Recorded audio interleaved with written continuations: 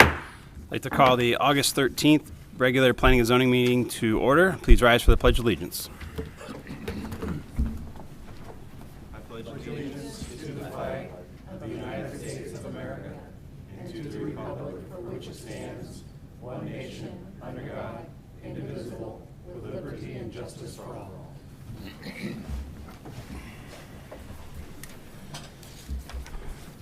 All right, good evening, everyone. Let's start with roll call, please. Harry? Here. Walton? Here. Stephenson? Here. Schlotthauer? Here. Hampe? Here. Next item on our agenda is ceremonies, announcements, appointments, and/or presentations. Do we have anything? There's none. There is none. Declarations of conflict, ex parte contacts, or site visits from any commissioners? No. None. Seeing none, move on to the consent calendar, please. Yeah, we got action item A, which is the meeting minutes from July 9th, 2024's Planning and Zoning Commission meeting. Okay, just the one item from last month's meeting. Any questions on that? No. I'd like to make a motion. I move to approve the consent calendar as presented. I'll second. Okay, I have a first and second. Roll call, please. Hampe? Yes. Schlotthauer? Yes. Stephenson? Yes. Walton? Yes. Carey? Yes. Okay, next item is citizen issues. This section is on the agenda is reserved for citizens wishing to address the commission for an issue that is not on the agenda tonight. Persons wishing to speak will have 5 minutes. Do we have anybody wishing to speak? All right, seeing none. Our next item is unfinished and old business, and we do have one item tonight, one action item. Thank you, Commissioners. Chris Gabbert, Deputy City Attorney.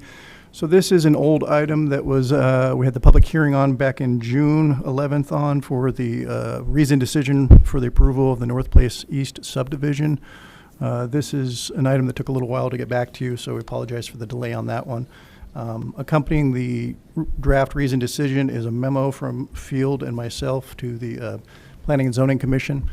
So the issue was, if you recall, there was discussion when we had deliberation on this reasoned decision as to the inclusion of a condition restricting the multifamily development on parcel number 7 on this property. This had to do with the bubbles in the exhibit that was attached to the original development and zoning agreement. We had some discussion as to whether or not the P&Z could approve this with a condition restricting the development that was already previously approved by the city.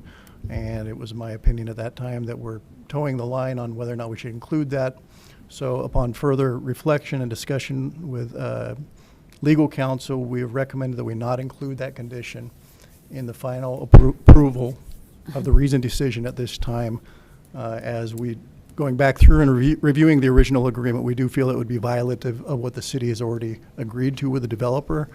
And at this stage, approving it with that condition would likely be immediately appealed to council and likely reversed anyways. So it's my recommendation, and what's before you today is the approval of the draft reasoned decision without the condition attached. And I would certainly address any questions that the commission has.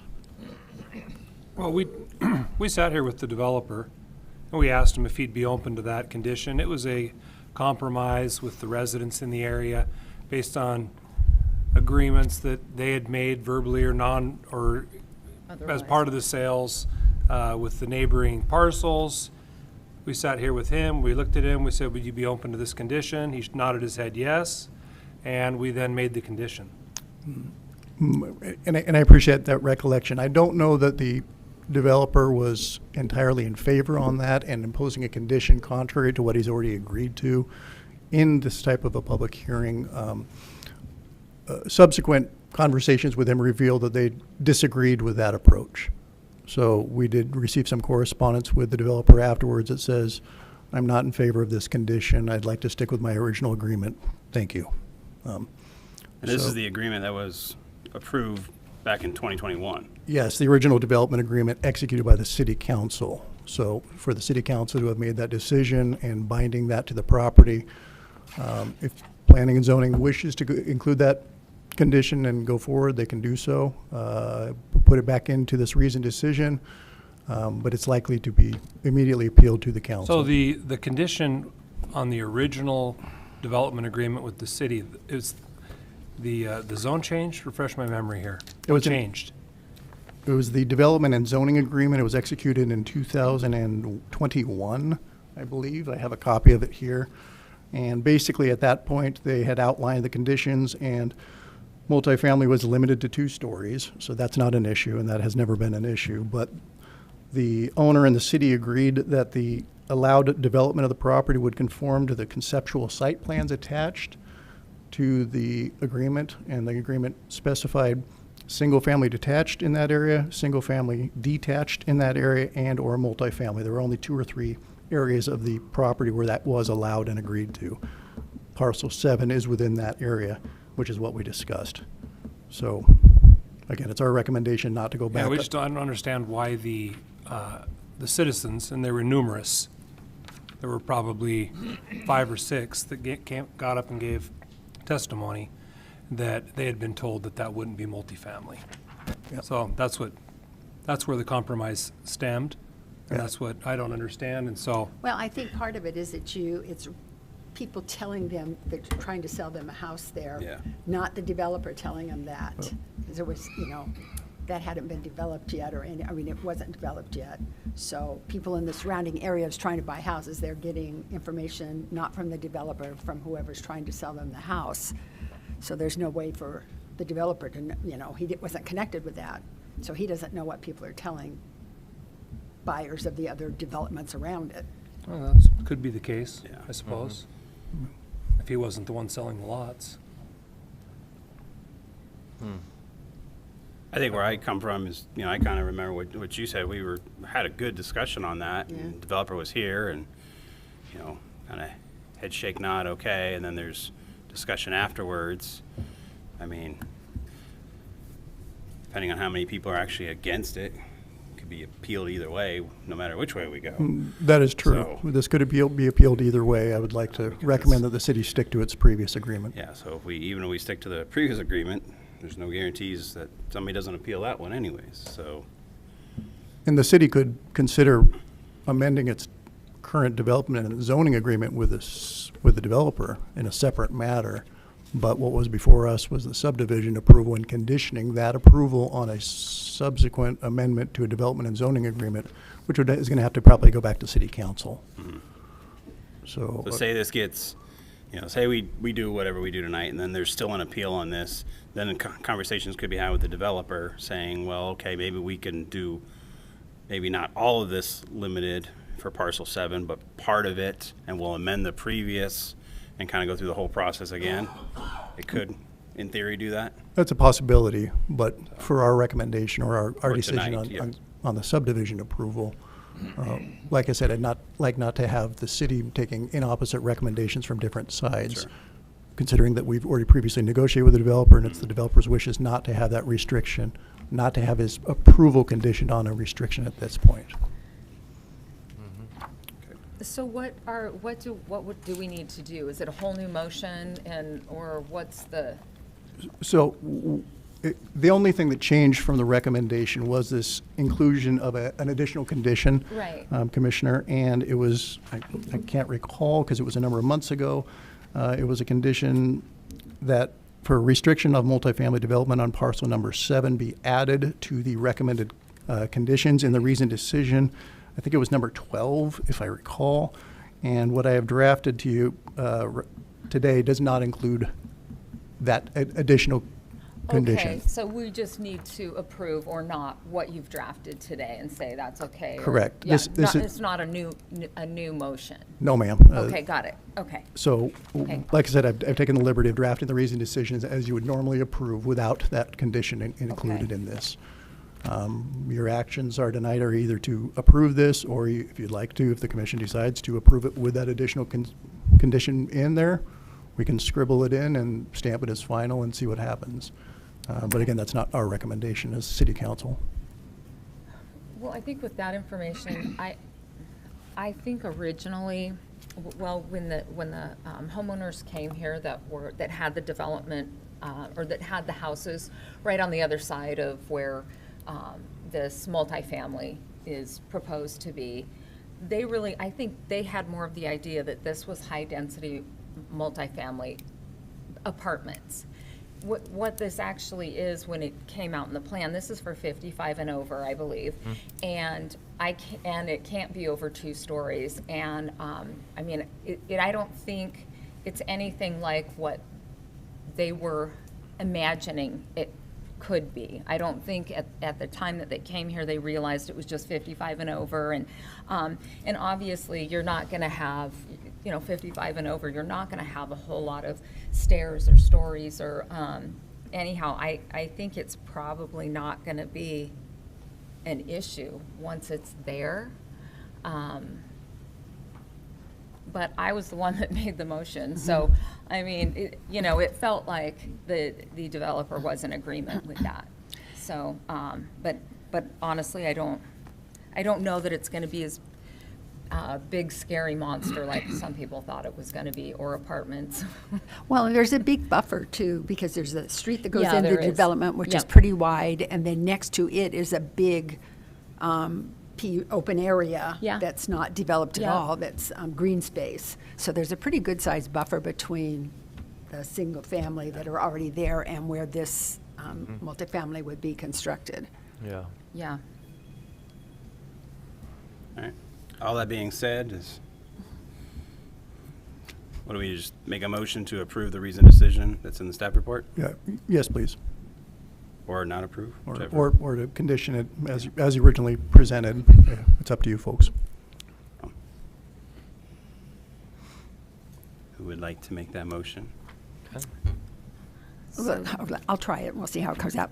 I move to approve the reasoned decision as it was in the original report, originally approved minus the additional condition imposed. Commissioner, may I help you?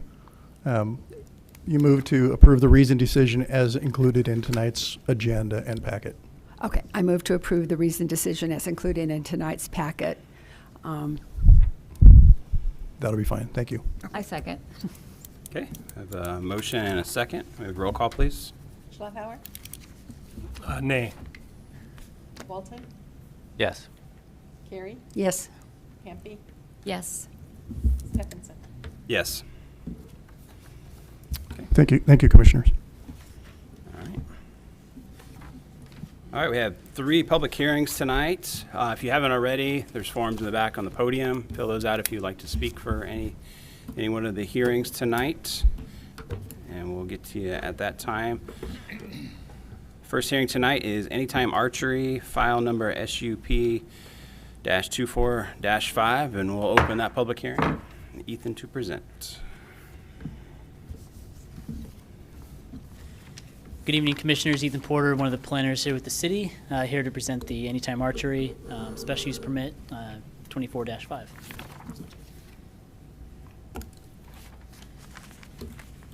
The owner of the property is Douglas Properties. Applicant is Kevin Bunce, and they're requesting to review and approve the special use permit to allow for indoor archery range use among lots 2 and 3 of Block 1 within the Expo at Post Falls 9th Edition.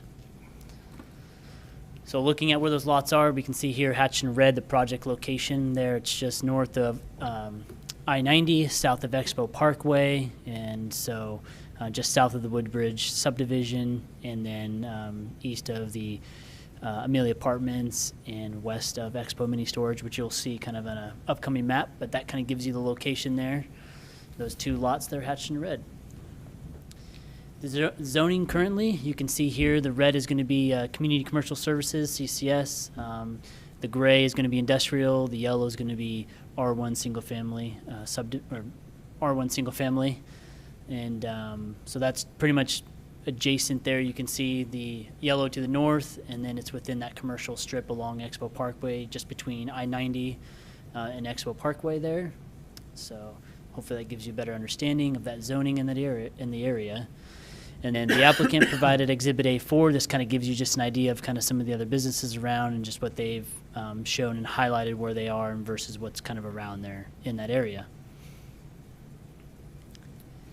Looking at the information for the site a little more, we look at currently each lot has a developed site, an existing large building, so they came through and got site plan approval for both lots to put a existing building on there, and that's what is currently there existing today.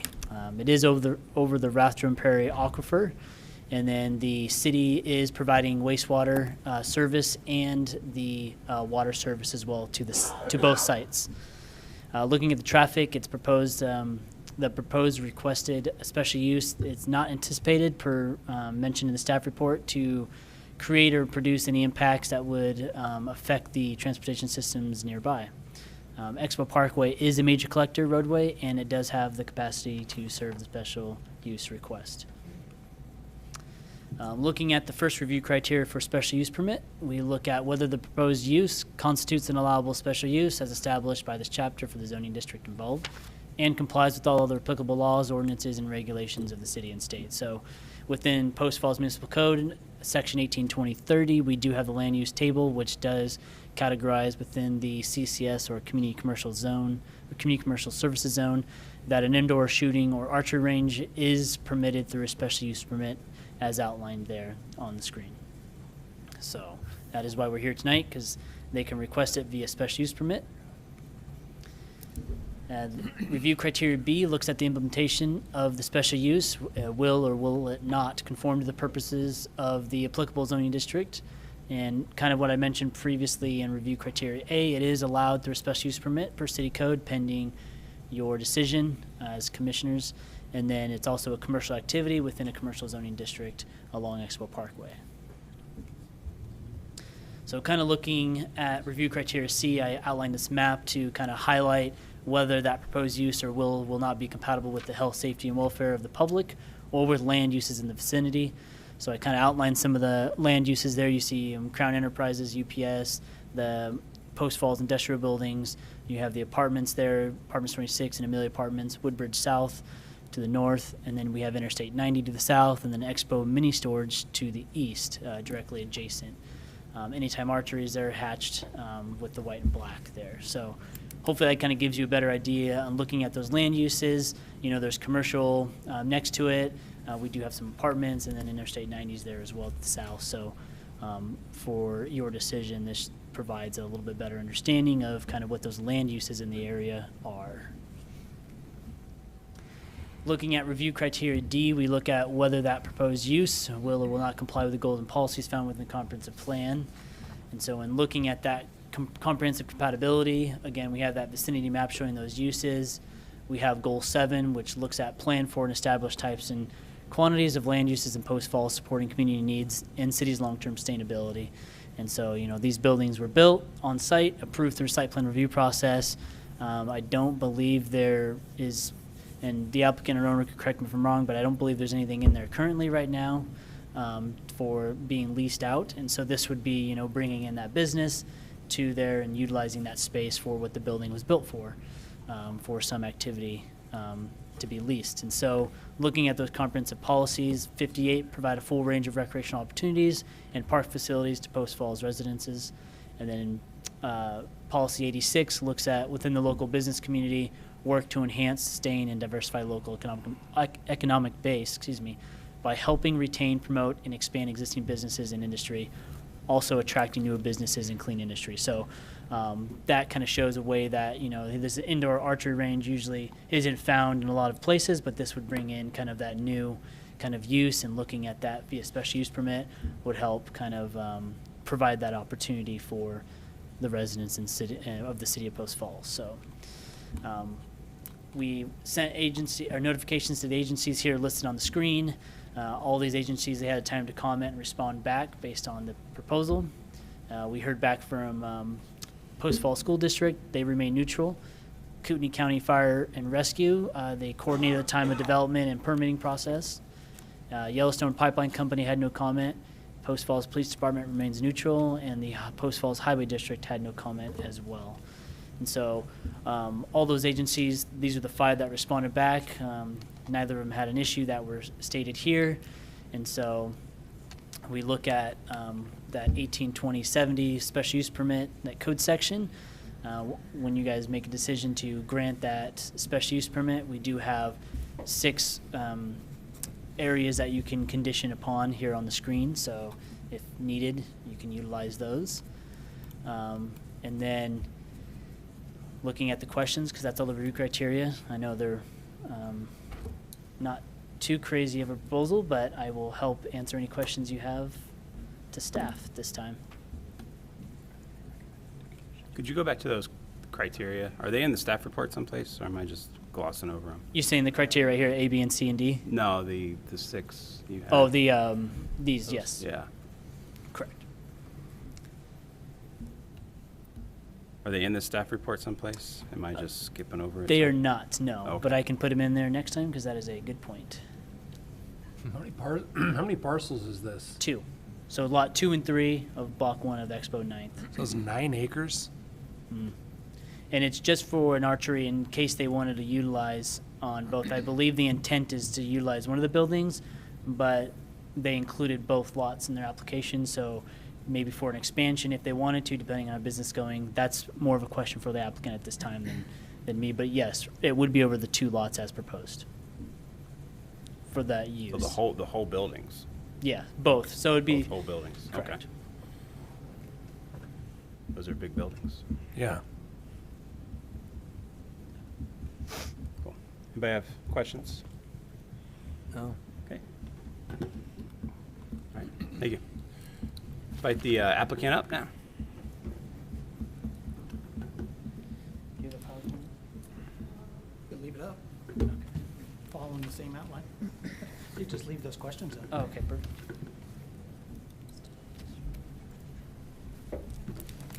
So I'm Chris Schreiber. I'm speaking on behalf of Kevin and Lisa Bunce, who are here. So if we have additional questions for them, we're welcome to ask them as well.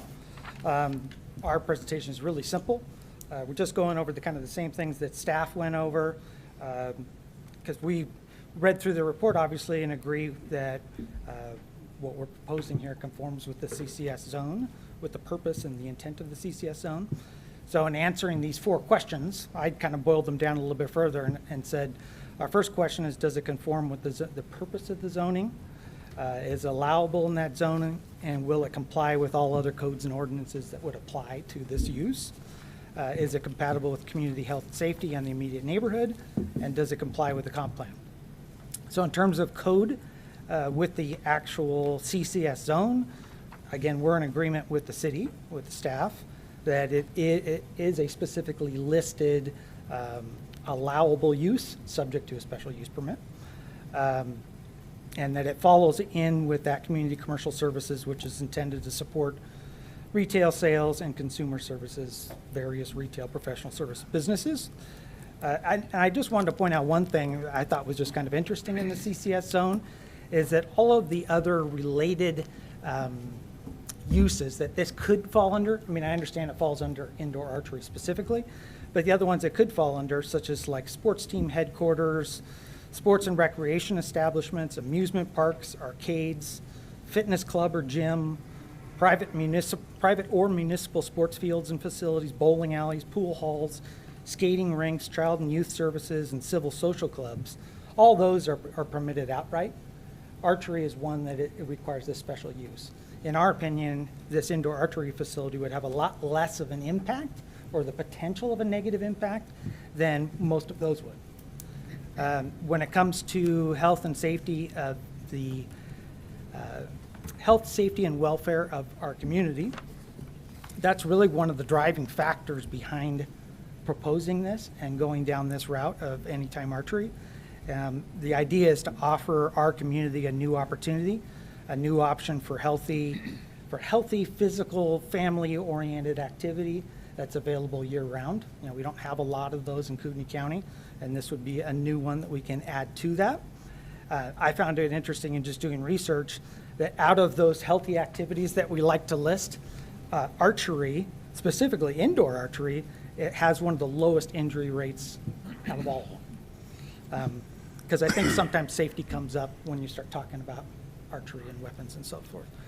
The national injury rate for indoor archery facilities is 0.5 injuries reported for every 1,000 participants, which, believe it or not, puts it in a safer category than fishing. I thought that was kind of interesting. In addition, how do we comply, or how are we compatible with the neighborhood?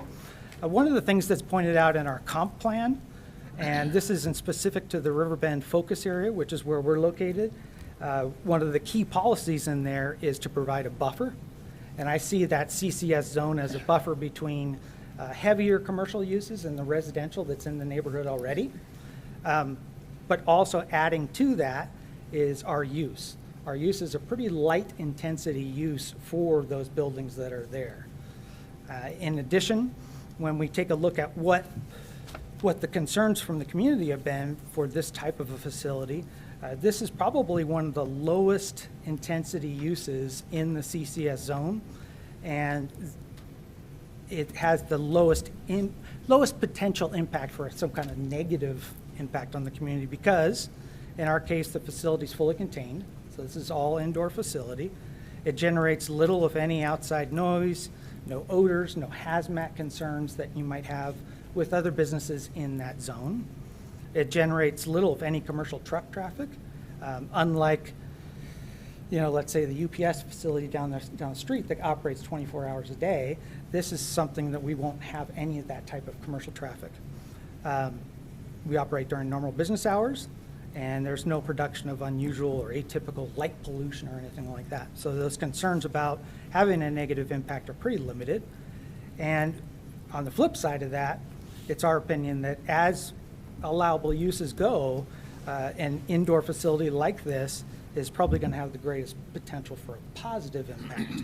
This is, again, adding that indoor, year-round, safe opportunity for families and ages, all abilities, both of our community of just Post Falls, but also from the larger community, which, again, going back to the comp plan, is one of the things that we're supposed to be focused on for that Riverbend district, is attracting business from outside the area. In compliance with the comp plan, these all kind of overflow from one another, but yes, our opinion is that this does comply with our comp plan because it complies with the vision statement, the initial vision statement of the comp plan. There were 8 factors that we saw in our vision for the community, and this specifically addresses 5 of those, including the educational opportunities, the balanced and beneficial growth, the healthy economy, youth programs, and family-oriented events and services. In terms of the 14 goals of the comp plan, we're not in conflict with any of those. I see us supporting all of those, but specifically addressing 6. Staff mentioned a couple, but I would like to just point out a couple additional, and that would be our, let's see, how would I call it? Goal number 1 is that balanced and resilient economy. This is adding to that. This is a new business for the community. It maintains and improves the high quality and affordable, this is goal number 2, high quality, affordable, and efficient community services. I know that particular goal is more oriented towards municipal services, like provided municipal services like fire, life, safety, that kind of thing. But also, I believe that recreation fits in there, and that has to do with the high quality and high quality of what we have as a community. Goal number 3 of maintaining and improving that small town charm and beauty. This is not an open space necessarily, but this is something that promotes that development that we already have. It's already using the comprehensive plan as well as our zoning ordinance, and we're following within those guidelines. I believe that this is adding to the goal of keeping Post Falls neighborhoods safe, vital, and attractive. One of the things in that particular goal was keeping activity pedestrian friendly, in close proximity to our housing, and not having to, making it so that not everybody has to drive everywhere. And so this is in close proximity to both the apartments next door on the one side and single family on the other side. Those are our customers. It's part of that established land use pattern, which is goal number 7. So we're still in supporting that. And then goal number 10 of provide and support parks and recreational opportunities on pace with our growth. This is something that there is I believe one other very small indoor range in Kootenai County. There's none, as far as I know, up in Bonner or Boundary County, none in Shoshone County. So this is something that's going to be an addition to not only Post Falls, but all of North Idaho. Also, in our, when we're talking about compliance with the comprehensive plan, we're designated as business commercial, and this falls within that category and kind of the general description of what's there in our code. I do have just some comments back in regards to the opposition. There was a couple of public comments that were opposition. Should I save those until after, or do you want me to address those now? Either or, I mean, if we, Okay. yeah. We can just address them real quickly. There were two statements from a couple of neighbors on Figwood Court. That's part of the Woodbridge South addition, and it's their particular house is back up to Expo Parkway, so their input is valuable here. But I think, if you really look at what they were concerned about, their concerns were about parking and congestion, and that might be partially due to misunderstanding of what this facility is going to be and what it's going to offer. So I wanted to just clarify a couple of points. One person brought up the 24-hour component. The idea behind this facility is, yes, it will offer 24 hours access to members, but that's only a very small portion of the facility. 1 or 2 lanes, and so you're talking about 1 or 2 archers after hours. This isn't something where the whole facility is open 24 hours a day. So traffic at 1 in the morning is going to be nominal at all, if at all. And even when we're talking about that, the hours aren't set in stone at this point yet, but they will be typical retail hours, which are a little bit different than your typical, let's say,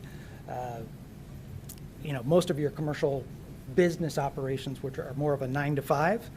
And in my opinion, that actually adds a little bit more security and a little bit more safety to the neighborhood. If you go through some of these industrial parks and business parks at 5:30 in the evening, they're empty. They kind of become an attractant for property crimes and that kind of thing because no one's there. Same thing on the weekends. This actually will bring some people in, a little bit of healthy traffic coming and going. In terms of like what's the typical daily impact on parking, on traffic coming and going, this facility will probably be staffed by plus or minus 5 employees most of the time. And that's far less than you would see in a typical 20,000 square foot space.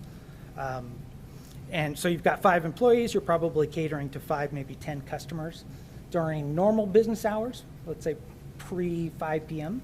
After 5 p.m., when people are free to actually enjoy themselves, that might pick up a little bit, but it's not going to be, this 100 type of people coming and going on a daily basis. There was some concern about events, and that word events, I think, might present itself or might be interpreted different ways by different people. At this facility and in the archery world, we're talking about a major event would be 100 people, and that would be contestants and participants. And so we're not talking about thousands and thousands of people coming to this facility. In addition, events like that, when they do happen, are most likely going to be on the weekends. And on the weekends, adjacent businesses and so forth are generally going to be closed. So even if there was a surge parking need for a major event, this is like you were mentioning, this is an 8-acre site when you look at the whole project. So most likely, there's going to be, when we need the most parking, that's when the most parking is going to be available. It's kind of opposite what you might normally think. And then that last point on there was concerns about just general traffic. I wanted to point out again that out of all the CCS uses, this is probably one that's going to generate little, if any, commercial type traffic, truck traffic. And with that, open to any questions. Anybody have any questions? Yeah, I just have a couple. So do I understand right? This is totally an indoor thing. There won't be Yes. any outdoor stuff. Correct. Okay, and it will be 7 days a week, 24 hours a day open? So the general public, like you and I, can just go in there and shop, because there's going to be a pro shop along with the actual range itself. Those will be just normal retail hours, probably comparable to Cabela's. The 24-hour-a-day part is member only. It's card access, And that's just for 1 or 2 lanes of actual archery. And that's separate entrance, separate deal. That's the only part that's open 24 hours a day. Okay, thank you. Any other questions? One note, when we were talking about our application being for the whole thing, this is most likely going to be about a 20,000 square foot facility, which is half of one of those 2 existing buildings. Those are both 40,000 feet. We're not going to take the whole thing. We put both lots on there because we're still in the final negotiations on the lease, and we weren't sure exactly which building we'd be end up in. That's all. That was actually going to be my question. So that clears that up. Thank you. Okay. Any other questions? Cool. Thank you.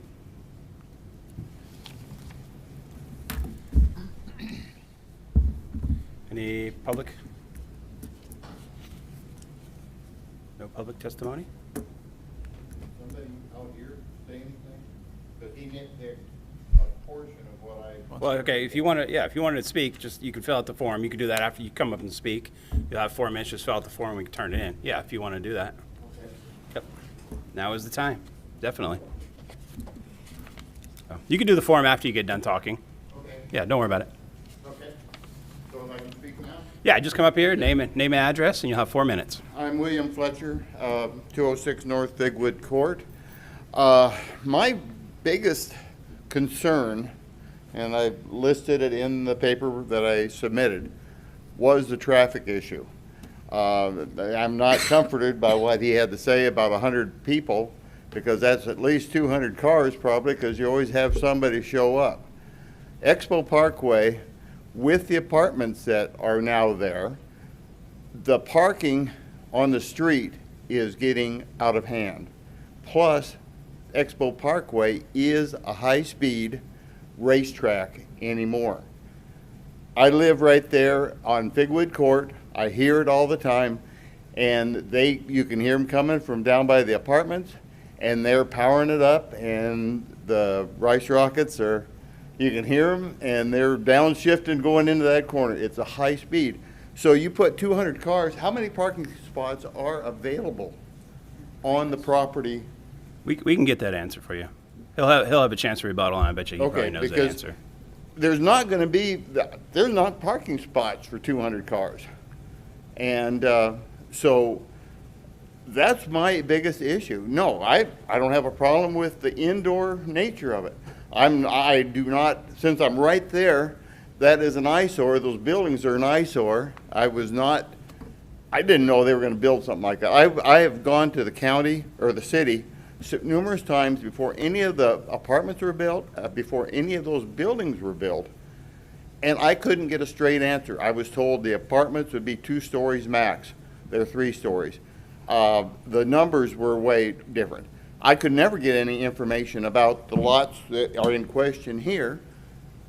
So it's just like it was stonewalled from the city to find out information, and I didn't have the time, and obviously there's no one else here that I'm aware of from Brookhaven, Woodbridge. So other people don't have the time to chase this and follow up on it. But I think the city has let those neighborhoods down. This is supposed to be something that's a big plus for our neighborhood. It's not a plus for our neighborhood. And those buildings, like I said, the city missed an opportunity to maybe have a mom and pop type area, something like you're doing at the old Idaho veneer plant, where you've got some retail, you've got mom and pop stores, things. That would have been a perfect spot. Now that we got the apartments there, we've got the houses there, to have utilized that property for something else. But you built the monoliths that are an eyesore to the neighborhood. The lights are unshielded from the parking garages. They're blinding at night. Yeah, it's not any kind of an advantage. Our property values have dropped because of it. People are trying to get out of the neighborhood because of it. It hasn't been a good thing at all. So, but my biggest thing about this, it's in place. There's nothing we can do.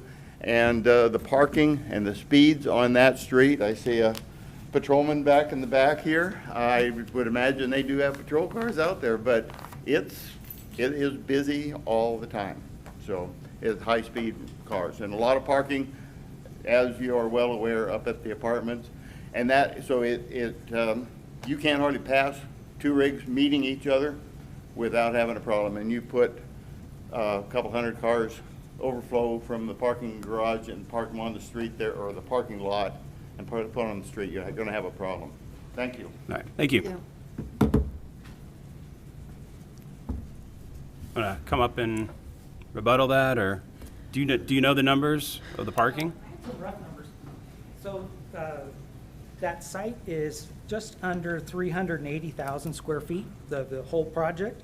The building itself is 80,000 feet. So there's about 300,000 square feet of, let's say, yard area. The parking, the way it's laid out right now, the building, let's see, in front of the building, so along Expo Parkway, that's marked for parking. On the back side of the property, it's all paved, but it's not marked as stalls. So my point here is I don't have the actual parking count. We can get that for you, and we will be in compliance, obviously, when we get to that permit stage to meet whatever the parking requirement is for this specific use. But if you look at kind of the national average of how many square feet per parking space, including like in and out aisles and so forth, ranges from anywhere from 250 square feet to about 400 square feet on the real high end. With the available land there, we could have parking for 750 to 1,200 cars. So there's plenty there. The whole area could be The whole that. area. Okay. Understand there's parts that are landscaped and so forth. Sure. But even if you just looked at the paved portion, there's easily enough room for 500 cars, just as a side.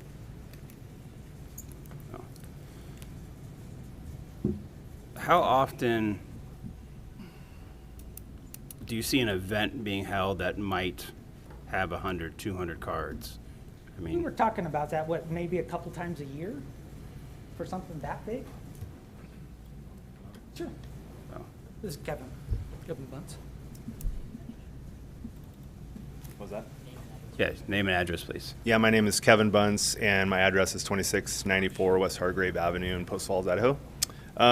Yeah, so we fully expect that weekend events would be something that would be fairly regular. I believe that when I was on site, there's over 120 parking spots, I believe, on both of those buildings that are actually designated parking spots. I think the gentleman said that, you know, we're anticipating, like, I've been in archery for a long time. We generally anticipate about 100 participants at most of our indoor shoots. To say that it would be 200, I think it's like a stretch, because most people are they're gonna be in multiple people in one car. So I think that number would actually be less of an impact than more of an impact. So, but weekend events, when there's less people parking, is actually when we would expect to be using that parking space, where most other businesses would be closed, would be the time that we would see more parking on the street potentially, or in the parking lots itself. So does that make sense? Yeah, Okay. that clears up, because I was just trying to get at the parking Yeah, number, okay. yeah. Thank Okay. you. All righty, thank you. Good. All right, close the hearing out. We'll look at our review criteria for special use permits. I got a question for John. Was Woodbridge part of the original Expo development? So originally, there wasn't any residential intended to go out there. It was an industrial intent to go out there to be, as part of the annexation, as a job creation type center. That's Right. why I believe Cisco's out there. After which, in the marketing, then the Woodbridge, they said they needed some additional single-family rooftops to help market that area. So that's where what we know is as the Woodbridge, that most of us knew for a long time, that was the Woodbridge development. And then at a later date, then they asked for additional rooftops out there for single-family and the multifamily that you see out there as means to additionally promote the commercial of that area that's out there. And so, yeah, originally it was intended to be a job center, job creation, much like Riverbend to the south. Right. But due to price points, to market, whatever that may be, changes that were made to the plan, and now you see it morphing in kind of what you see out there now. Yeah. But it isn't a situation where some commercial snuck in next to residential. It was a commercial area that some residential was developed in. Yeah, and there's been some zone changes for a period of time that went from industrial to commercial, and some public notices to create that commercial zoning. All right. And as additional note, we did look at the aerial. It did look, I mean, it's just a rough cursory for parking. It did look like there was anywhere from 160 north of the parking stalls striped out there.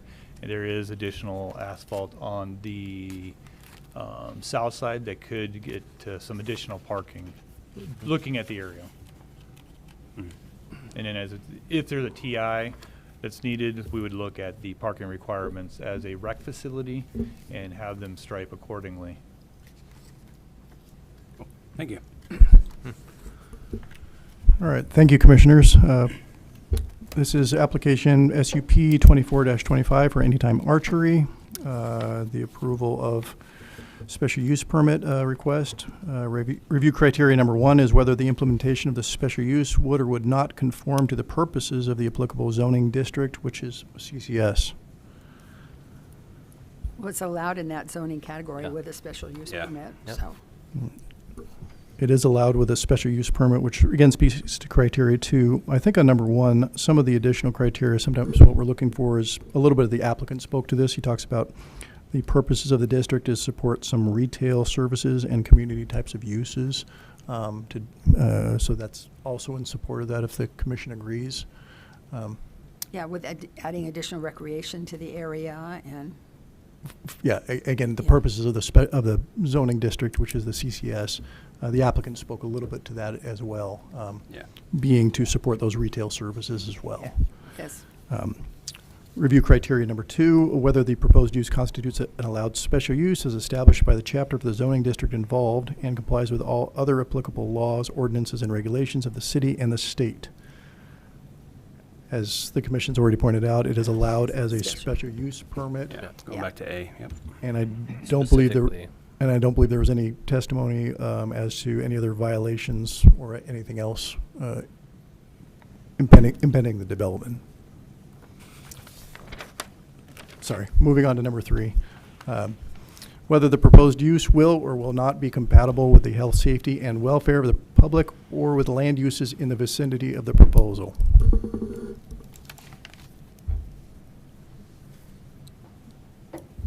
Well, I think it would be compatible. It's an indoor thing. It's the recreation. There's a lot of industrial and more intense uses around there, so I think it's one of the lesser uses that could be in that zoning with a special use. Kind of provides a buffer between high density and industrial. Yeah, and the applicant talked about health and safety of how actually safe archery is as opposed to other sports. So we'll add some value to the residents of the city, or really the county, this whole area. There was also some testimony as to the compatibility, being it fully contained, no odors, no noise, no real commercial truck traffic, as you would normally have with an industrial or other more intensive commercial use, that I also think might support the application. Yeah, yeah. Agree. Okay. And finally, number 4, whether the proposed use will or will not comply with the goals and policies found in the comprehensive plan. Is that you? I think there's a couple outlined in the staff report, but I think for me, and I think everyone else can agree, anytime we can get a new business in here into the city, that's a good thing. So that's going to help with the growth for businesses in the city. Kind of going supporting the land pattern usage. Kind of goes to what Nancy said with the buffer between the other uses in the area. I think anything helps with filling a building that's not being used right now. Yeah, they're definitely not an eyesore now, but if it never gets any business in there, it could become something, could be a problem. I believe the staff report indicates a couple policies as well. There was a policy 58, which may be on point, providing a range of recreational opportunities and park facilities to Post Falls residents. Seems like this might satisfy at least that policy as well, if the commission's in agreement on that. I think goal one's the most, one of the biggest points. The resilient economy in Post Falls, we don't need an empty building sitting there. It's been vacant for a while. If somebody wants to put a business in there, it seems like a pretty compatible use. Especially like a product like that in an area like this is definitely going to be used. Oh, yeah. I agree. Okay, thank you, commissioners. All right, thank you.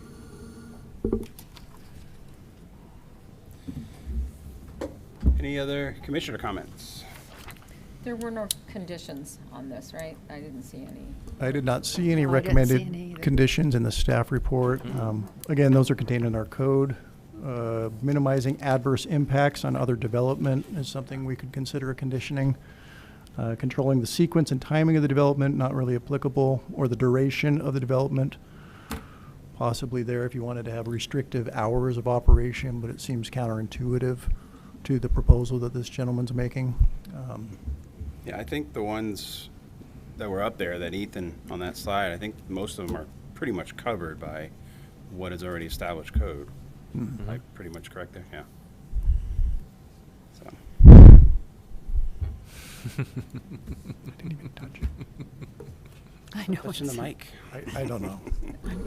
It's the lawyer's mic. All right, there's no Microphone doesn't more like you, sir. discussion. Would anybody like to make a motion? I will. I move to approve Anytime Archery Special Use Permit File Number SUP-24-5, finding that it meets the approval criteria in the Post Falls Municipal Code as outlined in our deliberations, and direct staff to prepare a written reasoned decision. I will second. Okay, we have a motion and a second. We have roll call, please. Schlonhauer, Yes. Carey, Yes. Walton, Yes. Hampe, Yes. Stephenson. Yes. All right, next item on the agenda is Shawver Autobody Zone Change and Special Use Permit. I'll open that public hearing.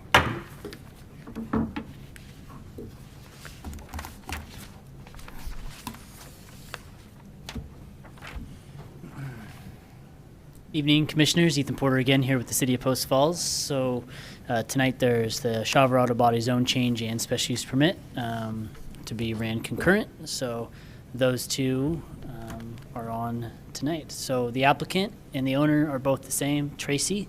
They are requesting two motions tonight, obviously one for the zone change recommendation to City Council, as well as a special use permit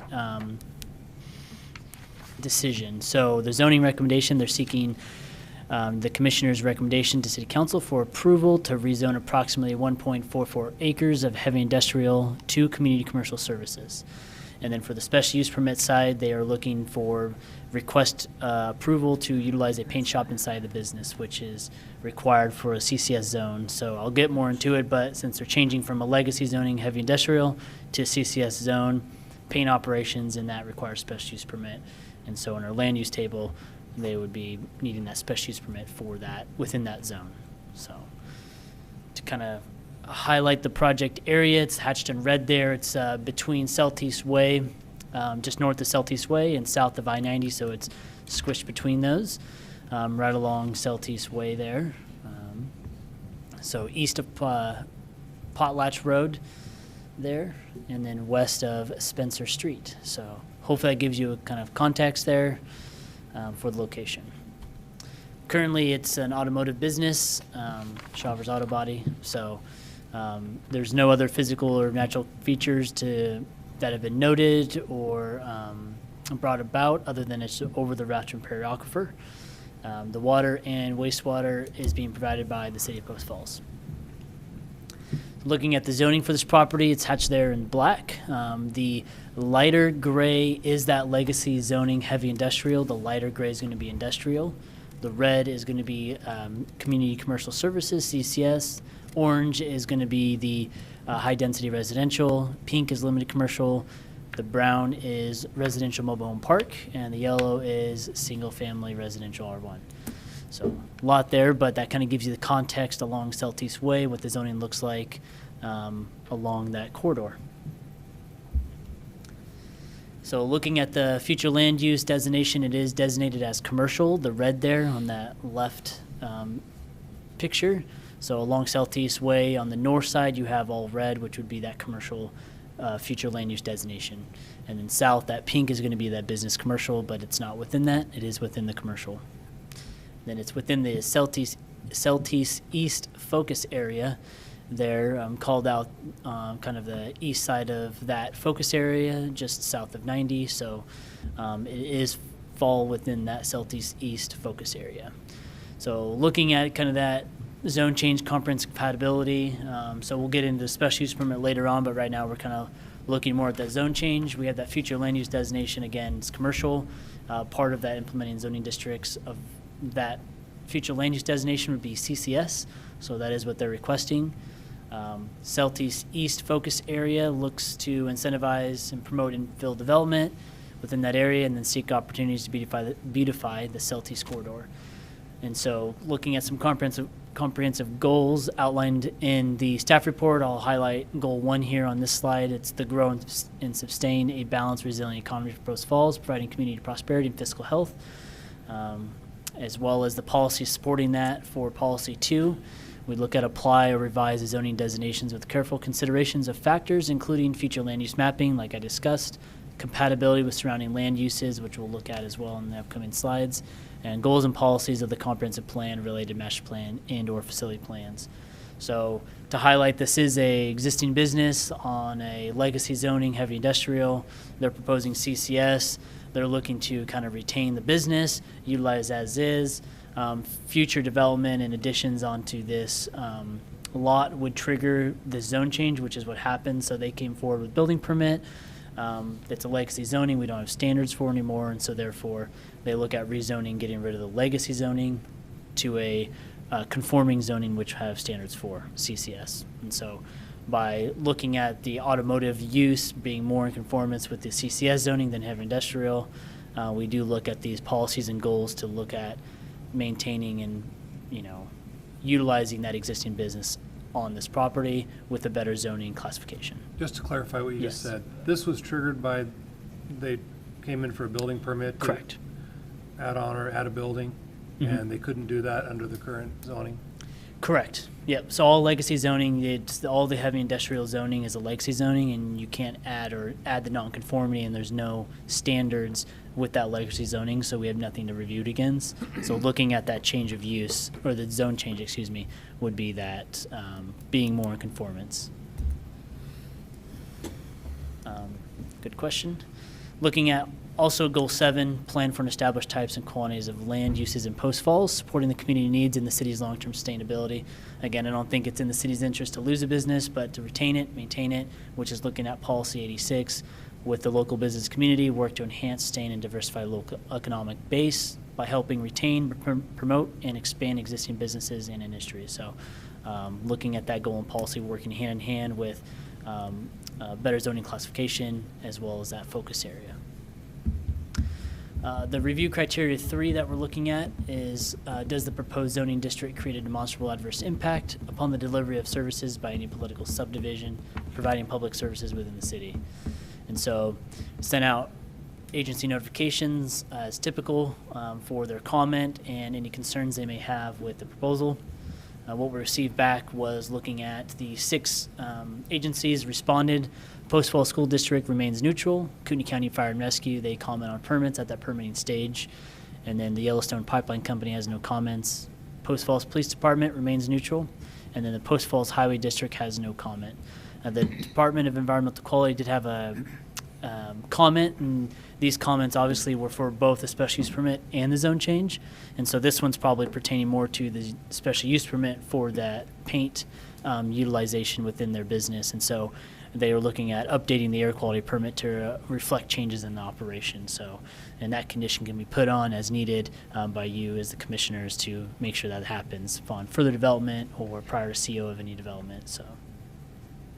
Is that something we'd have to put a condition on, or would that pretty much happen automatically through their I don't know process? DEQ's kind of process, but it'd probably be advised to condition it just because they did comment on it. It would reflect that comment being submitted to the city saying, hey, we want to make sure that this happens. And so, and maybe Tracy can speak more to it. They probably may already have an updated air quality permit to reflect the changes. So I'm not entirely sure on that side either, but I'll let the applicant speak to that.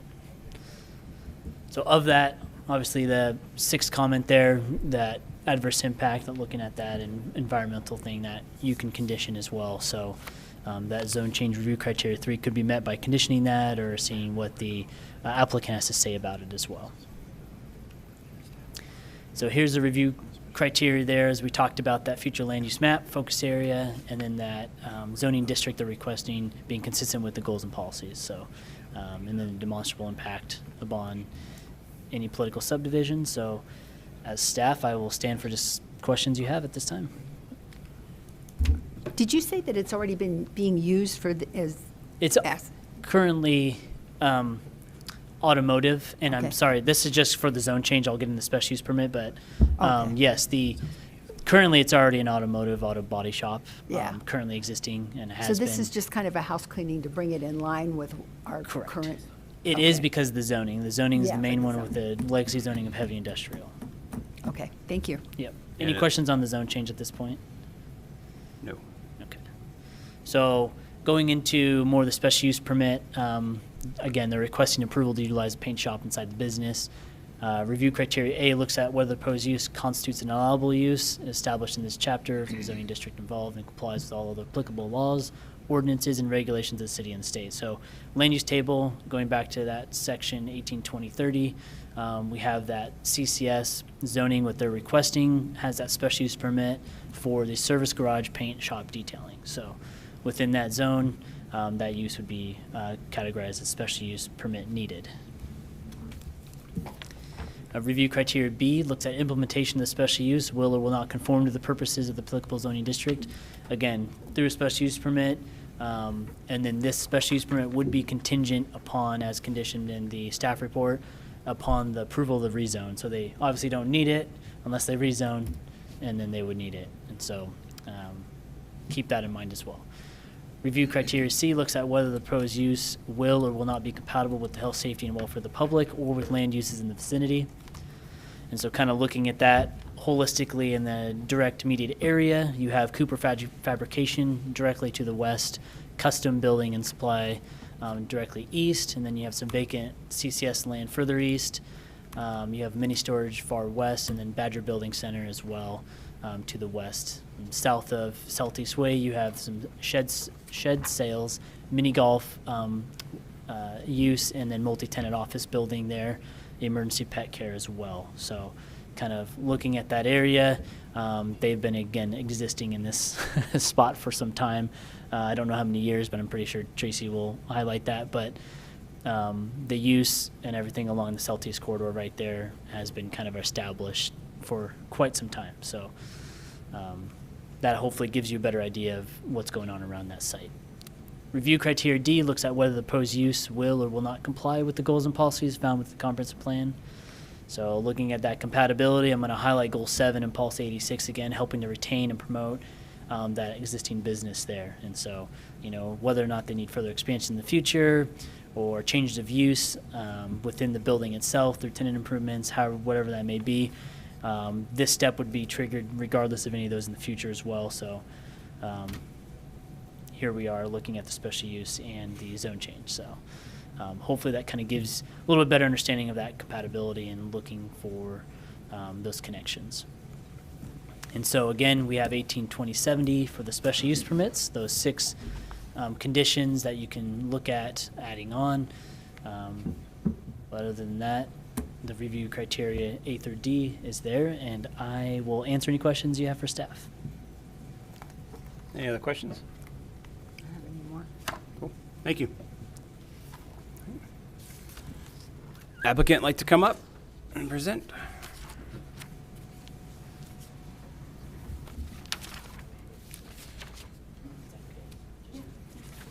Just, name and address for the record, please. Tracy Christopherson, 9954 North Chase Road, Post Falls, Idaho. I'm the owner of Scott's Shawver's Autobody and RV. We've been in business for 10 years. And like Ethan said, we are not doing this because we want to. We're doing it because we need to have an addition put on.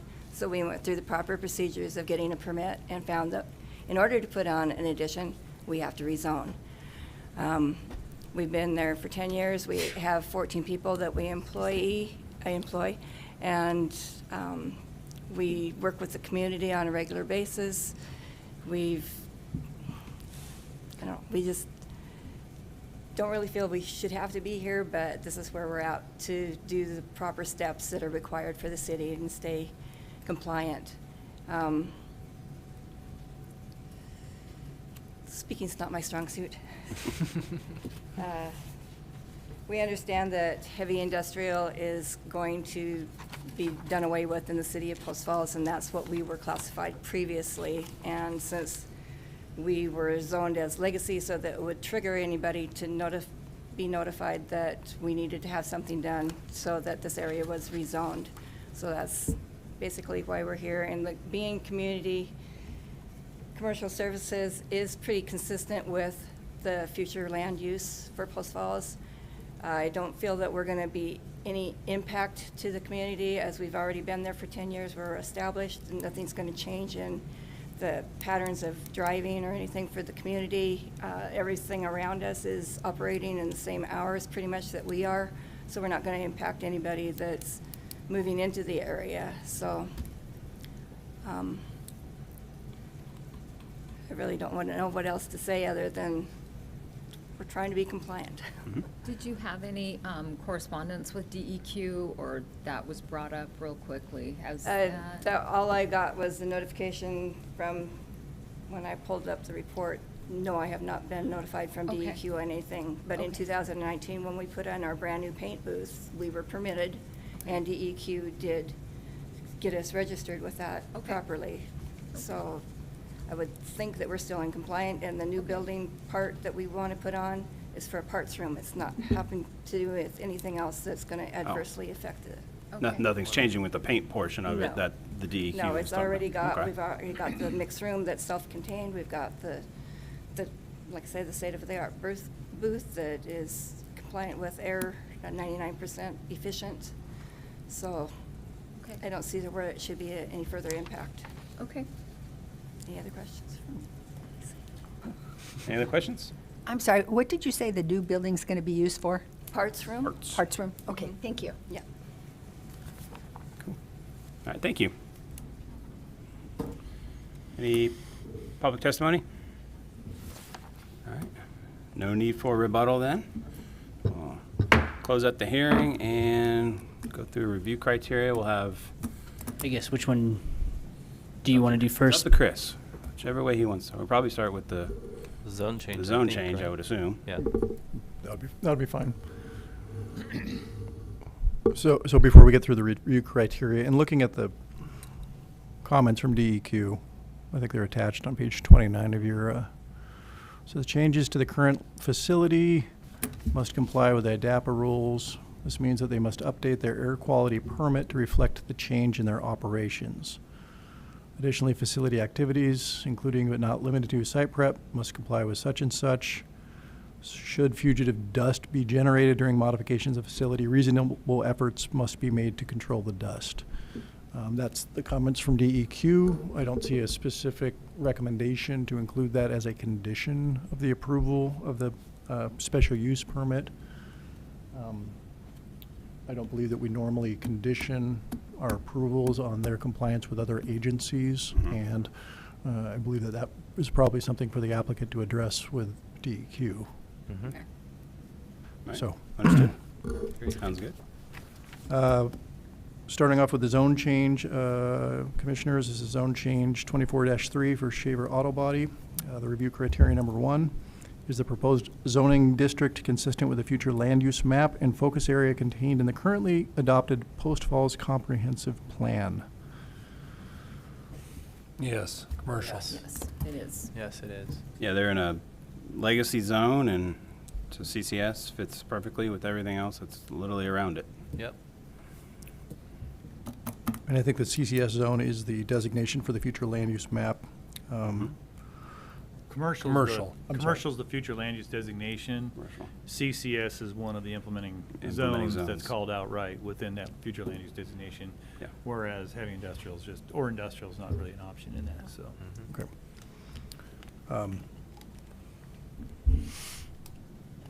Number 2, is the proposed zoning district consistent with the goals and policies contained in the currently adopted Post Falls Comprehensive Plan that are relevant to the area under consideration? So, Yep, Yeah. especially policy 86. Yep. Mm-hmm. Policy 86, retaining existing businesses. Yep. Commissioner? Yeah. Okay, and I believe there was testimony and supportive testimony in goals 1, growing and sustaining the economy as well, and considering future land use compatibility under policy 2. So finally, number 3 on the zoning recommendation. Does the proposed zoning district create a demonstrable adverse impact upon the delivery of services by any political subdivision providing public services within the city? It doesn't sound like they're going to have any additional services. They've been there Yeah. 10 years. Yep. Yeah, They've been doing the painting part since 2020. it's an existing business that Nothing's hasn't. been They're brought going to to be our- using the same water and sewer and Yeah, such nothing. that they have been. They're going to be just, Nothing's been brought to our attention. With the recognition that DEQ did have the comment that their permits will need to be updated if they are impacted under the IDAPA rules. So we can close deliberations on that one. Okay. and I would just note that it is too unfortunate that the business has to go through this to make their building addition, but it does seem like staff's done a pretty nice job of, don't appear to have had to hire an engineer for this, and staff's walked them through it, so it seems like we've done all we can. It's pretty good.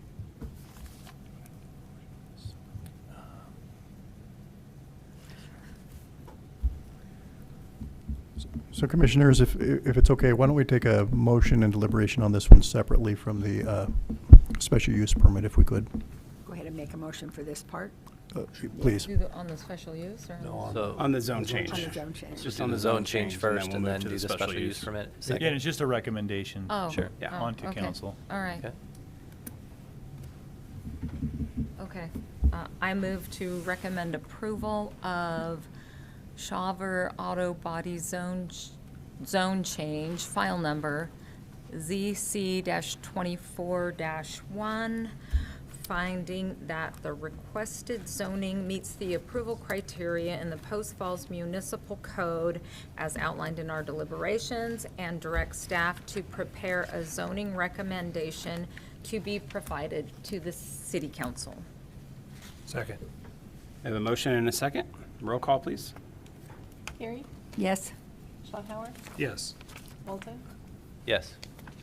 Stephenson, Yes. Hampe. Yes. Okay. Thank you, Commissioners. Now we'll consider file number SUP 24-6, the special use permit request for Shawver Autobody to use the paint business in the CCS zone, contingent on it being approved. So this is by the council. provisional in case city council approves the zone change. Correct. This motion would be provisional. I'm sorry, this action. So again, number 1, the review criteria, whether implementation of the special use would or would not conform to the purposes of the applicable zoning district, being CCS in this case. Yep. Yeah. Clearly did. is allowed. Yeah, this type of business is allowed as a special use permit in the CCS zoning. I would also note that it is situated adjacent to a number of other types of CCS businesses and everything else, more automotive locations and everything else in support of that criteria. Number 2 is, again, kind of the same, whether the proposed use constitutes an allowable special use as established. There's already been testimony and acknowledgement by the commission that it is a allowed use as a special use in the CCS zone, so I think we can move on to criteria number 3. Yes. Whether the proposed use will or will not be compatible with the health, safety, and welfare of the public or with land uses in the vicinity of the proposal. They're not making any changes that would Yeah. impact the health, safety, or welfare of the public. It's very compatible. Yeah, very much compatible. This is an existing business that's been doing the body shop for 10, painting for 4, in accordance with all the rules and regulations. They've been following that already. So, It might be worth pointing out that there's been no testimony or evidence to the contrary as well, so That's that true. always supports a finding. And finally, number 4, the proposed use will or will not comply with the goals and policies, and we've already covered that in the decision portion for the zone change recommendations, so the same goals are supportive, yeah. unless you'd like to go back through some. I was just gonna say, with the big one being 86, we have a business here, we want to do what we can to keep them here. Yep. So, Absolutely. So in the recommendation on this one, for the motion, if the commission pleases, the motion will be for the approval of the SUP contingent upon the zone change being approved by council. Okay. Thank you. Anybody like to make that motion? I will. I move to approve, I'm sorry, we're all here. Special use permit, file SUP-24-6, finding that it meets the approval criteria in the Post Falls Municipal Code as outlined in our deliberation, subject to condition 1 contained in the staff report, and direct staff to prepare a written reasoned decision. Have a motion, Second. and we have a second. Roll call, please. Carrie, Yes? Shawhauer, Yes. Walton, Yes. Stephenson, Yes. Hampe. Yes. All right. Thank you. Thank you. Next item on the agenda is it Mongeau? Is that how you pronounce it? Mongeau. Meadows. Annexation and Subdivision. So we'll open that hearing. Good evening, Commissioners. John Manley, Planning Manager here at the City of Post Falls, and presenting the staff report for the Mongeau Meadows 2024 annexation, as well as the Mongeau Meadows First Edition subdivision. You can see the file numbers up there. So the applicant is Ray Kimball of Whipple Engineering, representing the owner, Wild Horse Investment LLC. You could see there the request for the annexation is a forward of a recommendation for the R1 zoning for the 5.8 acre annexation request. Along with this is the subdivision of 21 lots on the 5.8 acres. There's the proposed location there, as you see in the red hatched area. It's just about a quarter-mile east of the intersection of 16th and Idaho. It's also just southeast of the intersection of Quail Run Boulevard and 16th there. To note, this right here to the east, which I'll probably mention here in a bit also, is the Mongeau Meadows. It's a recent development they had. They're proposing, that's where the first edition comes from. They're proposing the first edition that'll be just west of their previous phase. Looking at the surrounding zoning, what you see in yellow there, that's all that single-family R1. So what's in the city, you see predominantly is that R1 single-family zoning. To the east, you do see some smaller lot county lots. And then to the south and southwest, you see some larger lot, single-family development on large lots in the county. This current lot is one of those larger lots with a single-family home on it. You see here on some of the site information there, both the Water and wastewater would be provided by the City of Post Falls, and you can see identified in the staff report that the requested zoning would be in conformance with what's planned for that area for wastewater services. Additionally, regarding traffic for this, there is nothing in the staff report that showed that there'd be any conflict or complications being supportive of this from a traffic perspective. Looking at the future land use designation, you see there in yellow, it's designated as the low-density residential. And to the right here, you see the project site there, that little bullet, that's about where it's at in that central island planning area. Going into some of the compatibility and analysis in the, for the zone change part of this, that goes with the annexation request. You can see here that the low density supports up to 8 dwelling units per acre, which their proposal would be in that for their single family. The central island does look at promoting infill. Part of that is, I'll go to skip ahead, is here's the city and here's this big hole in the middle of the city of Post Falls. And so the comprehensive plan looked at ways to come up to incentivize and as well as promote getting that county pocket there in the city of Post Falls eventually in the city. Partly the reason why is you have a lot of services along Polson Avenue, medical services. Mullen Avenue has some commercial to the east near Highway 41. You also have the Southeast Way corridor. So this site's in a closer proximity to a lot of those amenities than other areas on the fringes. And therefore, that's why you see that arise in the, as a comp plan policy and why it was identified.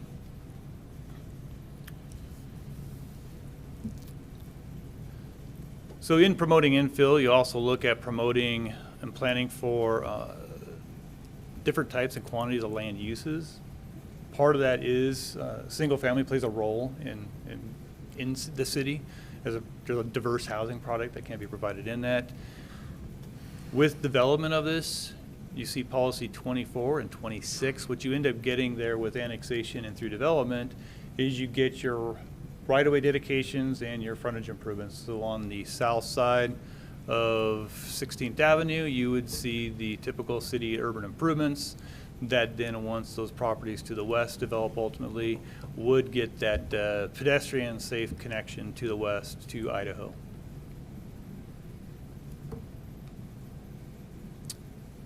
Looking at goal 12, maintain the city's long-term fiscal health. That goes back into diversified housing and the single family playing a role in that agenda for that goal. I highlighted some of the other items for policy 1 that could tie into that: foster long-term fiscal health of community, promote compatible, well-designed development. There's the zone change review criteria that you see there. The third one is, does the proposed create a demonstrable adverse impact in delivery of services? A lot of times we do that through noticing, which I'll get towards the end of this presentation. Now moving into any question on the zone change at this point? Any questions? No? Okay. No. I have one question. Okay. You said that we've promoted and incentivized infill development. How so? How that's been done is not through a financial incentivization. It's been more through policy and through the future land use map. If I go, let's see if it pops up here. It may have zoomed out too much. You can kind of see along the east side here, that's a medium density designation. Through the adoption of the comprehensive plan, it was identified that there is some obstacles in attaining sewer, that there's some long routes that area would have to get sewer. Therefore, by potentially contemplating higher densities on that portion and then pulling sewer, then the areas to the west then can tie into that, and then you would get other single family development, being that lighter yellow, being complementary to both the pre-existing single family lots in the county and as well as the other pre-existing R1 lots that you've seen here that are in the city. And so that's what I meant by that incentivized portion of that.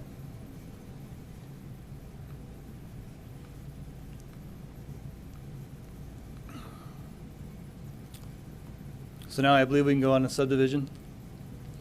So here's the 21 lots that you see there. They do plan for an extension of Healy Avenue. So when they did the first phase here, oftentimes with subdivision, staff works with the applicants to create long-term continuity, so there's good, safe travels, it meets the public fire needs ultimately, and we can get good connected neighborhoods, so it looks like a master planned community, even if there's other developments. So you see that connection here to Healy going to the west, and you see another connection to the north. We do identify the improvements on 16th once again. I've already stated this one, where the water is going to be provided by the City of Post Falls. Wastewater would be provided with the second criteria by the City of Post Falls, and it's identified in the staff report that there is capacity to serve that project. Looking at the third criteria for the subdivision, does the proposed streets, is it consistent with the transportation element in the comprehensive plan? You can see here that there's nothing identified in the staff report contrary of the nature for this proposed subdivision. Is there only one access? Yeah, currently right now there'd be an access from here down. There is at this location as far as the proposed subdivision, which the applicant can go into more detail to that too. I believe there's a planned temporary fire turnaround right about that location. So ultimately, when you get connections to the west, you get another connection out, then that could go away. But that's to meet the, I think it's 30 lots or greater than 30 lots, then fire desires to have another way out.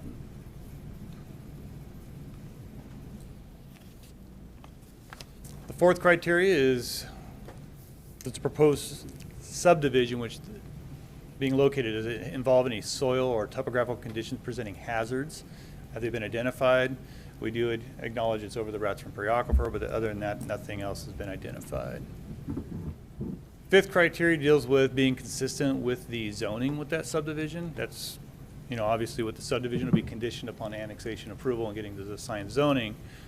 But upon getting an R1 zone, if that be the case, you can see here that the minimum lot size is 6,500 square feet. We also got some, and then right here, we have to the west, to the left, their proposal. The minimum lot area is 6,600 square feet, so that's above the minimum requirement by the code.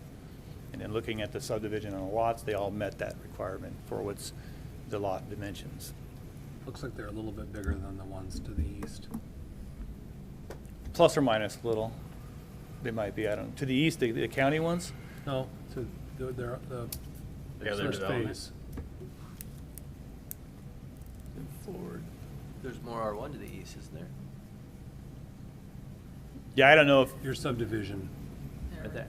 your subdivision picture, yeah. yeah, these ones right here. Yeah.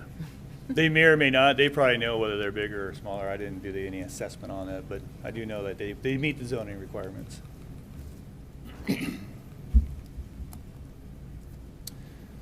The sixth criteria more or less deals with development, paying for development and paying its fair share. This is done at the time of building permit in most cases with impact fees, and you can see there that goes towards parks, public safety, streets, and to our water reclamation facilities. So they pay sewer cap fees with their permits to deal with that, the reclamation facility. Here's the agencies that were notified.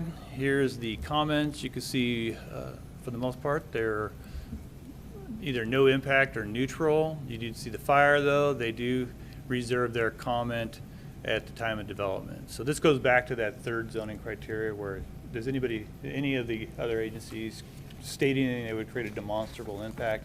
So in this case, you didn't get anything from that criteria, the third one, and the zone change, and then no comments pertaining to the subdivision, other than fires, which they'll do theirs at a later time.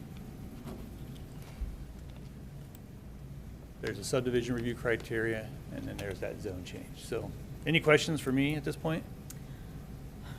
Questions? No. Okay. Nope. Thank you.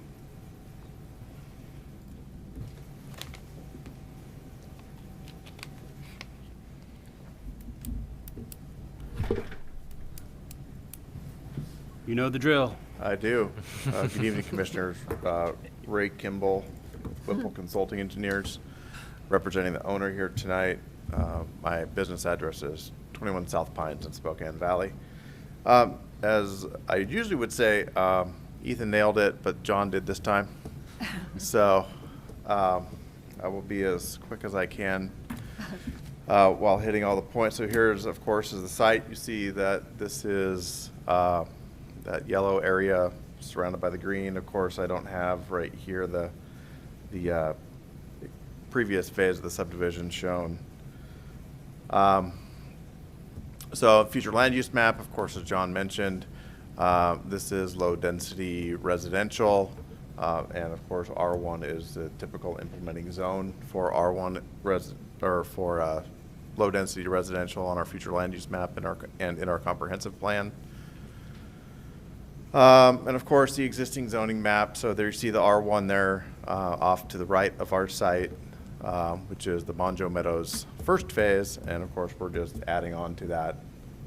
And as we march to the west, so that's the R1 annexation. So, and of course, with regards to the criteria for annexation, with regard to is the zoning compatible with street classification, existing development, future land use patterns, et cetera. Of course, it is infill. The land use pattern is small lots or smaller lots, single family residential is typical with R1. Transportation master plan says that 16th is a collector and we'll be widening it to collector standards, et cetera. And of course, the R1 zoning is supported by the comprehensive plan as described in both the narrative and in the staff report.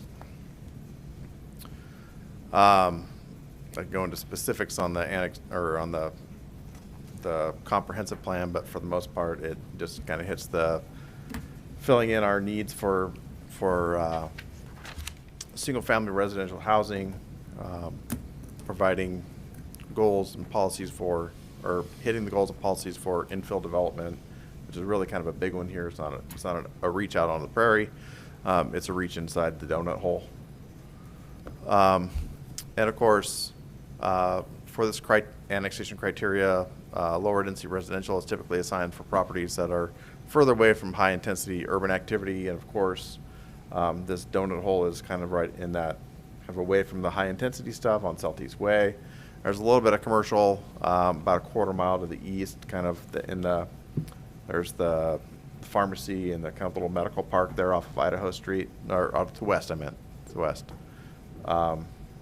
But that's as close as it is to any sort of higher intensity urban activity, which I would say that that's not really even that high of an intensity. And of course, the zoning should be in accordance with the future land use map. And the R1 is a implementing zone for the low density residential as I described earlier. So goals and policies, we need to be in conformance with goals and policies of the comprehensive plan. So we described that in the narrative and the staff report. I can go further into detail if you want, but it's later in the evening. So I'll just refer you to those.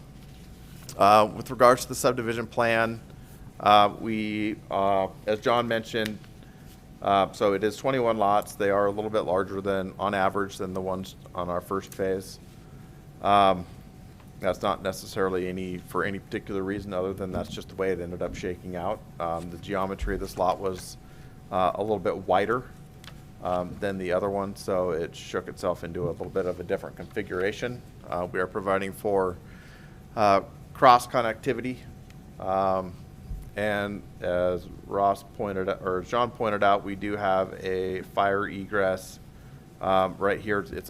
Right now today it's actually paved, so it'll maintain that paved status out to 16th, and that'll be our emergency egress to meet fire code. 3.61 or so units per acre. So it's well within that, under the 6. And it meets all the dimensional requirements of the underlying, or the proposed zone of R1. So water, it's available. It is in Healy to stub out. It's also in 16th Avenue. And the city has indicated that they have capacity, and the same with sewer. Sewer is just a logical extension. This area has not had sewer available to it until we put in our last phase. Now this is just the logical progression of moving those utilities and really helping to fill in that donut. That's really, that donut has been the reason most of it hasn't developed is, one, it's either small enough single family on septic systems that they never really have any incentive to do so, or two, because the sewer isn't there. So the water's there, but the sewer isn't there. No one's bitten the bullet to get the sewer to it.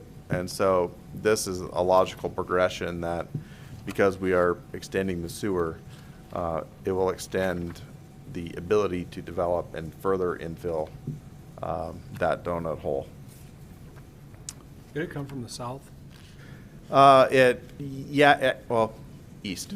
So it came from the east. So it was about, from the previous site, it was, I think, 200 or 300 feet east of there. And so we extended it from 16th all the way over, and now we're in the project and spider webbing through now. And of course, other streets, they have to be consistent with the transportation master plan. So right away and construction of 16th will happen to collector standards, and of course, my favorite slide ever. We will be providing for connections to the road, for roads to the west.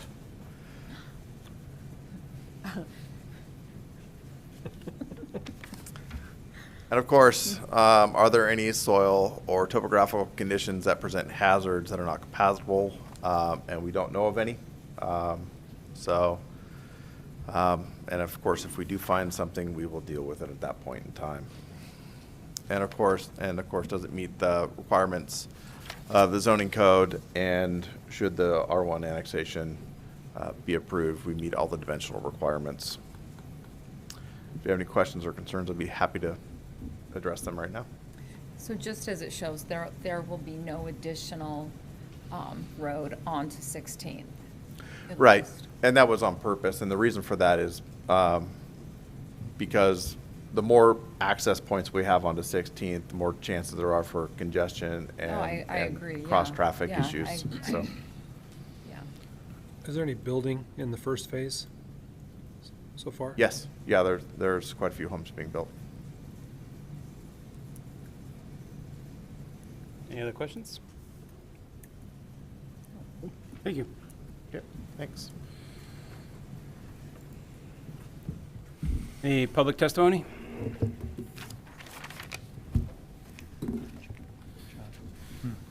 So for the Got one, all right. conditions here of the subdivision. But then up here we have items to be considered for inclusion. Let's see. Wishing to speak, no. In favor, Wade Jacqueline, excellent location for infill neighborhood. Okay.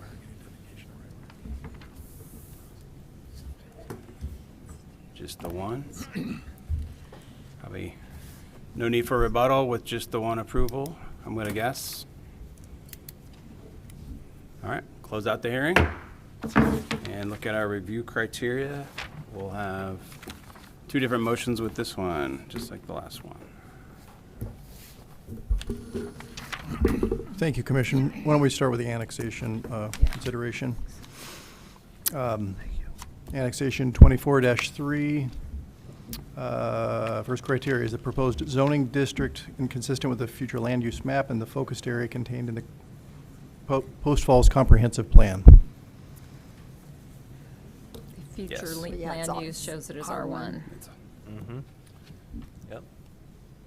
So we do have a recommendation on the zoning for the R1. Yes. It looks like the testimony supported that it was near identically to the other existing R1 zones. Correct. We have a focus area of a central island. I believe there was some testimony supporting the focus area, supporting the central island as promoting infill development. So it sounds like there is consensus that there is, the R1 zoning would be an appropriate recommendation. Yes. Yes. Agreed. Agree. Number 2, is the proposed zoning district consistent with the goals and policies contained in the Post Falls Comprehensive Plan? Yeah, I think our plan is to fill in this infill with, and bring it into the city. Yeah, I think with everything you said in criteria 1, we got fill in the infill here. It's going to continue to that connectivity of multiple services that the city can offer, traffic pattern, infrastructure.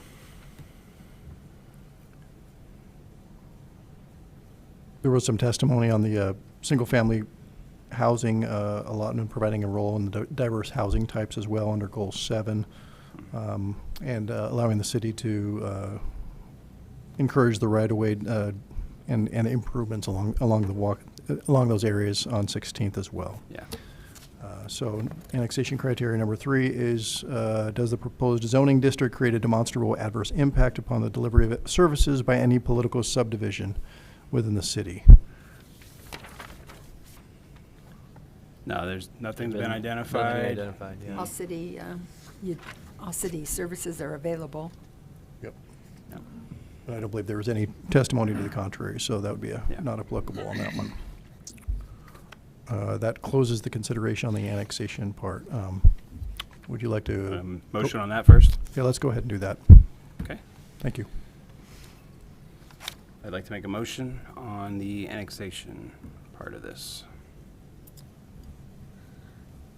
I will, let's see. This is annexation. I move to recommend approval of, gonna butcher it, Mongeau, Meadows, 2024 annexation, file number ANNX-24-3. Finding that the requested zoning meets the approval criteria in the Post Falls Municipal Code as outlined in our deliberation, and direct staff to prepare a zoning recommendation to be provided to City Council of R1. All right. I'll second it. And it's Banjo Meadows, right? Mongeau. Mongeau, that's, Mongeau. I gotta, yeah. Yeah, very Grey Poupon. Great poupon. All right, we have a motion and a second. A roll call, please. Carrie? Yes. Schlauer? Yes. Walton? Yes. Stephenson? Yes. Hampi? Yes. All right, that'll move on to City Council. And now subdivision review criteria. Thank you, Commission. Subdivision 24-2, the requested subdivision for 21 lots. Review criteria number 1. Definite provision has been made for water supply that is adequate in terms of quantity and quality for the subdivision proposed. Yes, the city has said there is adequate water and sewer. Yeah, the staff report stated that along with the applicant also. Okay, that satisfies criteria number 1 and 2 for the sewer. Yep. Number 3, the proposed streets are consistent with the transportation element of the comprehensive plan. Yes, it is. Along with the frontage improvements, the city's worked with the developer to create some connectivity between existing developments out there and planning for future developments also. It's all internal streets.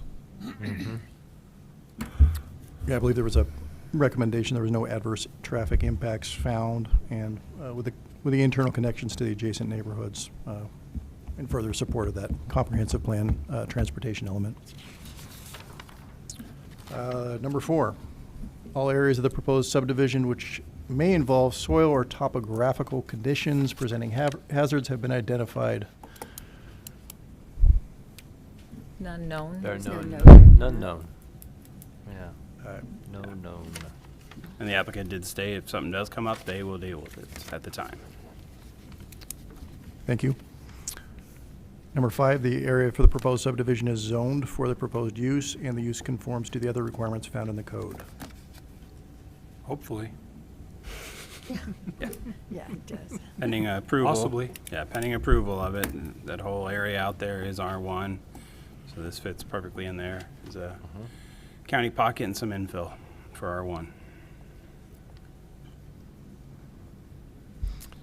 And number 6, that the developer has made adequate plans to ensure that the community will bear no more than its fair share of the costs to provide services by paying fees, furnishing lands, or providing other mitigation measures. Yes, impact fees. Yep. Impact fees will be collected at the time of development for parks, public safety, and streets. Thank you. So again, the requested action is the conditional approval of the subdivision, obviously contingent upon City Council approving the annexation and giving it the initial zoning designation of R1. All right. Somebody like to make a motion on the subdivision? Okay, I will, I guess. I move to approve Mongeau Meadows First Edition Subdivision SUBD-24-2, finding that it meets approval criteria in Post Falls Municipal Code as outlined in our deliberations, subject to conditions 1 through 11 contained in the staff report, and direct staff to prepare a written reasoned decision. I second.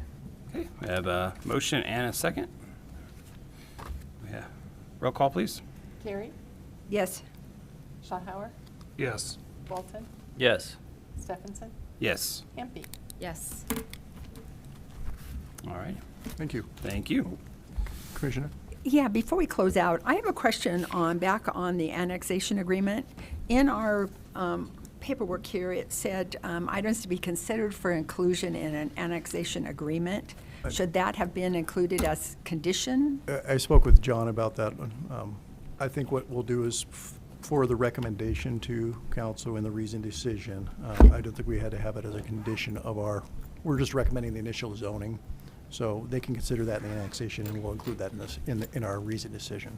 Okay. So I did not need a separate motion for that. Okay, thank you. Appreciate that, though. Thank you. All right. We do have a administrative and staff report. Looks like Mr. Seal has something to say. It's already up there. I noticed there's only 2 slides. Ah. So I just wanted to bring this for you, mostly just to keep you informed. Typically, when we do ordinance changes, you guys will see zoning changes that go before the city council. You make a recommendation as to whether to accept that or not. This is chapter 19. It deals with impact fees. And because you deal with housing and impact fees, I just kind of wanted to keep you informed as what we're doing.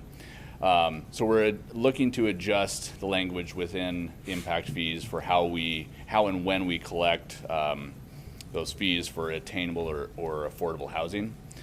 This kind of came out of discussions with groups in the area that are trying to do affordable and attainable housing, specifically ones that are deed restricted. And so we kind of considered what our options might be with that, and we had heard from them that allowing for the collection of the impact fee at certificate of occupancy versus at building permit issuance would help for them to be able to get these projects off the ground easier. So that is what we're looking to do here. We took this example, actually, Boise does the same thing for their deed restricted or federally or locally or whatever funded projects. So all that's really changing in the ordinance is looking at how attainable housing, we're making sure to define it, talking about how these homes are restricted to be affordable to persons making 120% AMI or less. And that 120% AMI or less is kind of coming from some of the recent studies that most people, the average median income in the area, are not able to buy the current houses at that housing rate. But so again, these would be deed restricted, typically in perpetuity or upwards of around 20 or 30 years. And for rental projects, where at least 25% of those units would be restricted as affordable, this one follows more in line with the HUD guidelines. But again, that was for rental properties, and usually those are the multifamily type of ones. And then we just kind of noted that it would be collected at the issuance of certificate of occupancy versus at the beginning of the process. So that's really the gist of it. Just wanted to let you know this is what some of the things that we are trying to do in order to encourage affordable housing to be able to be constructed within the city. Just kind of bits and pieces. Yes? Quick question, so I understand this, so this is a reduction in impact fees for There's the- for no the- reduction. Delay. It's a delay. just It's a a very delay in the slight delay. collection. Yep. It's just I mean, it's probably a 6-month, if somebody pulled a building permit today, typically they're required to pay the approximately $13,000 in impact fees for a single family house. And this would allow for that $13,000 to be collected at CO, essentially. Okay. So that the builders are able to bring these to market easier when they're dealing with trying to bring in all the upfront costs that they have to carry until the end. This looks like a small step in the right It's a direction. very small step. We got any other stuff we're working on? We have lots of stuff we're working on. There's always something. I mean, you guys have also seen like the different tiny home codes, the cottage homes, certain levels of density that we've been trying to address. I mean, it's kind of just you have to come at it from all sorts of different angles.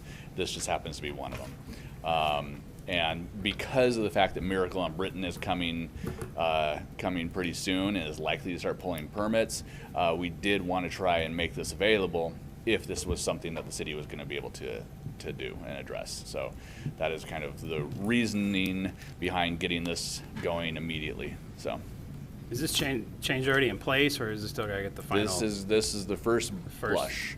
So you guys got to take a look at it. We'll be bringing it to council. The first meeting in September, I believe, is when I'm aiming to have it there. So, but yeah. Any other questions? Well, Yeah. briefly. Yep. When you say they're restricted, what would be the mechanics of that restriction? Deed restricted. So literally, there are. I have been provided with a copy of PAHA's deed restriction that they're floating to use on their properties, which is it is ultimately a property is purchased. They are restricted to being 120% AMI or less, and the next time it changes hands, they're also restricted to be 120% AMI or less as well. And PAHA is also working on having the equity restriction on there as well, so that it can only gain certain amount of value as opposed to following the market. You won't see a sudden increase. It won't double in value in 5 years. Even if that's what the market's doing, it will still keep it within range of the area median income. Keeps it affordable. So you buy into it, you continue to pay the payments as usual, so you build your equity through your payments, and you will see the value of the property increase, just at likely a lower pace than the regular market, depending upon how the market is fluctuating, though. So, but anyways, Sounds good. thanks. Thank you.